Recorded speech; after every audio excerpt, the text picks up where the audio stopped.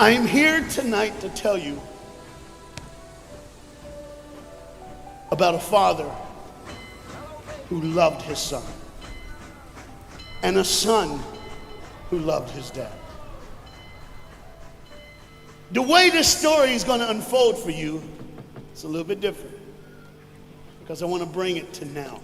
You see, a dad would go home and he would go by the school, and every now and then he would pick up his son and say, "Son, why don't you go to work with me?" The boy loved that. And when his dad would just come and pick him up, he was the happiest boy ever. He knew that he would get to spend the afternoon with his father at work, and he would get his coat and they would walk, and he would bring hot chocolate for his son, for it was really cold, and they would go through. But this boy was different. This boy would see things. This boy wasn't normal. And when they were walking one afternoon going to where dad worked, this boy would notice things that other people wouldn't notice. He see things other people wouldn't see. He sees a man in a bathrobe in the middle of the street who's yelling at a second-story window. He sees a woman who's very angry at him and doesn't really want to hear what he says. This boy, as the rest of the world hustles by, he slows down. He sees the hurt and the pain. He sees the anguish and the sorrow. He sees the window close and a desperate man trying to get away. What he did doesn't matter. That he hurting is all that matters. And this boy would see these things. His father rushes and gets him by the hand and says, "Let's go, we'll be late." He would stop and look one more time. Can I stop his pain? Can I stop her hurt? But the boy loved his father. They would go and they would catch the trolley. I think that's what you call it here. We call it a tram. Yeah, I don't know the words, but he would get on there with his dad, and the boy would just notice people. He would look, and that day, one particular, he noticed something as he got on the train. To explain something, as you can hear, there's a train coming, and I got to get through this before the train gets here. He saw a man, he saw a woman. He saw that the man seemed very happy and the woman seemed very sad, and he couldn't understand why they could be together and one be happy and the other be sad. He couldn't understand that, but the little boy knew that there was something wrong. He had this feeling, this instinct that was amazing, how he cared for other people, but he loved none other than his father. He knew his daddy loved him, and as he watched the world and their hurt and their pain, he knew that he would always have a father. But even notice this, I need you to understand as you hear this story and get involved in the life of this man and his son, I need you to notice that there's no mom. As they walked through the woods, the boy would say to his father, "Dad, what will I do when I grow up? What will I get to do? Will I get a cool job like yours? How will I work?" He says, "I don't know, but I want to change the world. I want to do something great. I want to do something wonderful. I want to help people. I want to do something that could change the lives of anyone. I just want to be that great. I just want to do something good." And as he walked with his dad would say, "Son, you will be great. You will be awesome. You will change the world. Your life is going to be incredible." There was a train coming. There's always a train coming. The train is called life. We're all on the train of life, just riding. Whether we realize the truth or not, whether we realize what's happening or not, we're all on that same train tonight. Only God has saw it fit for us to be in the same room, in the same car, for such a time as this. When they get to the edge of the train track, he could see where his father worked. You see the bridge? That's what his dad did. You see, the bridge was very, very important. Boats needed to come to the harbor to get off their goods so they could make money. But trains were coming with people going from one town to the next. Not many cars in Europe, so they couldn't use a lot of that. So many people, not enough roads, so everybody used that train to get from the town to town to get to work and to get home. And one day the train was coming by. What you have to understand is that boy loved going to work with his dad. He would stay right by the river's edge, and he would do what he loved to do the most. Let me explain that. He loved to fish. Anybody like to fish here? Oh, all the guys go, The dad looks at his boy and he says, "Son, now remember the rules. You got to stay right here because I can see you from the window right here. Don't get out of the sight of this window because you got to stay there so I know you're safe. Get you something good to eat." But as you can hear, the train's coming. The father's job was cool. If I wasn't a preacher, I wouldn't mind doing that. Get to work. Get grease on you. Even if you didn't have to, you just squirt it on you like you feel like you did something. That's what I would do. There was a boat coming in the harbor. Timing is very essential. I'll go ahead and give you the key. The key is this. There's always a light. Everybody say light. Say it again. One more time.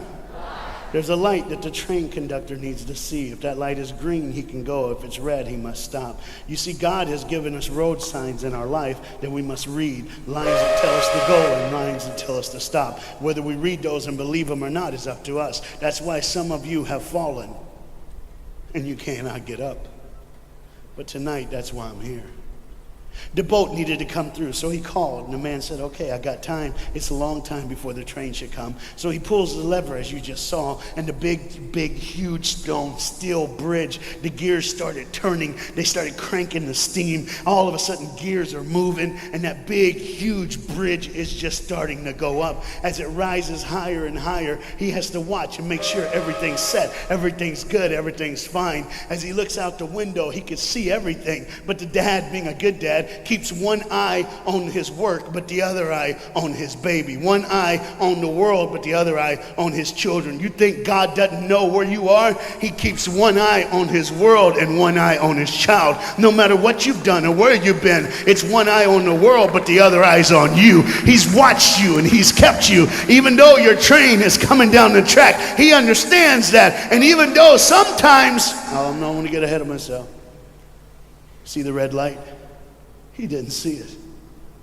So many times we don't see the red light. See, to just say the train was early. The boy can hear and see the steam. And he looks and says, Daddy, the train. Daddy, the train's early. Daddy, you got a daddy. Hey, Daddy, the train. Daddy, the train's coming. But the dad was looking at the gears, making sure he had enough oil, making sure there was enough steam to get the bridge back down for the train. And the boy knew one thing. Now listen, the boy knew that his dad one time showed him where the trigger was. It was a red lever. If he pulls it, the train bridge would collapse down fast and the train would be able to come across. All the boy knew was there were people on that train. There were people that needed to be saved. There were people that had, some of them just with their friends having a good time, like everything's fine. They did not know that the bridge was up. They did not know what was coming. They're just living their life like you and me, just going down the road, just being our own thing, doing our own thing.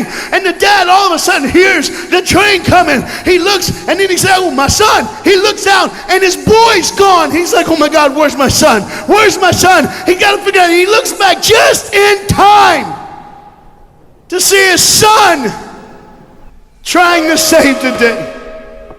All he had to do was pull that lever. He reaches in to pull it, and the boy pulls too far, and he falls in the hole. Now it's on the father. And God the Father, did you hear me? God the Father has to make a choice. It's his now. Do I save my son, or do I save the world? But they don't even know.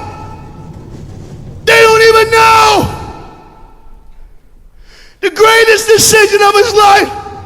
He could blame it on them not seeing the red light. He could blame it doesn't matter anymore.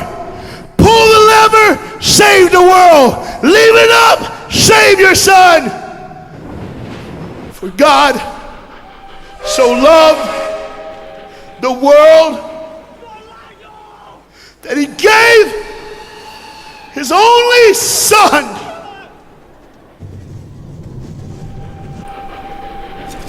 Whosoever believes in him will not perish. 3, 2, 1. That's it. And they didn't even know. They never would know. They didn't even know. The train goes by. It's fine. Everything's cool. The bridge is down. Just like always. It's always going to be down. Are you hearing me tonight? He gave his only son. For God so loved the world that he gave. And you know what's amazing? I wonder what God did right when his son died on that cross. When he breathed his last breath, when he took that breath and he breathed and it was over. Here's what the Father would have looked like. They didn't even know, just trying to think of their life, just trying to figure out what they're going to do next. Just thinking about the person they're going to see, the people they're going to hang out with. Just trying to be, just loving, caring. Doesn't matter if you're blind. Doesn't matter if you're putting on a little more makeup, trying to look pretty for somebody, or just wearing another mask. It doesn't matter. God gave his son for you. What will I do when I grow up? Where will I go when I grow up? What can I change? And there was a girl in the bathroom on the train, liquefying her heroin to shoot up one more time. He died for her. He died for her. But in one moment, are you listening? In one moment, as the Bible says, everybody gets a chance. In one moment to see the look of the Father when he knows when you realize what he did for you, when you realize the sacrifice, when you realize he let his son die so that you can live, when you realize what he did, no matter what you're doing, no matter where you're at in this life, no matter what you're a part of, you gotta stop. You gotta stop. Even if it's for 1 second, and think, my God, he did it for me. He did it for me. And I pray to God you drop what you're doing. Drop what you're doing. With all the pain and the hurt and the sorrow in the world, he did it for you. That's why you're so quiet. You see, the train's coming. The train's coming. Everybody has things, you have ways of I don't want to do that. I don't want to, but why do I keep doing it? Even Paul said, why do I do? My flesh tells me, and I do what I know is wrong, and I don't do what I know is right. You got to understand tonight, the fight is on, and we can win. We become more than conquerors through Jesus Christ. And I'm not preaching just for me, I'm preaching on behalf of you. But what you got to understand is, there had to be a moment in those 3 days when Jesus died on a Friday and rose again on a Sunday. There had to be this moment. Go ahead, look at the screen. When it was just God and his baby and his son.